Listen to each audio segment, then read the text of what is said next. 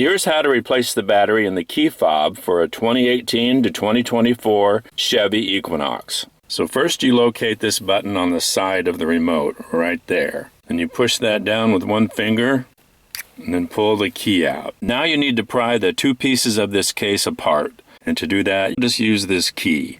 I'm going to put it in there like that, just a little ways into the front of it, and twist it.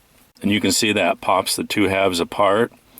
And then lift up on the key, and that separates the two halves of the remote. And it's best to take this remote apart the way I did, with the Chevy symbol on the top.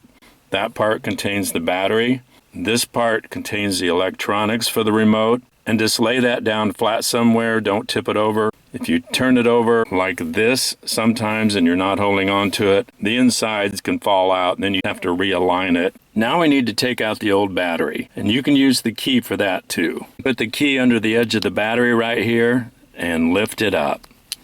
Just be sure you hang on to it and don't drop it. And it also reminds you inside the remote what type of battery it takes. A CR2032. So I've got a new battery. It goes positive side down, the side with the plus on it.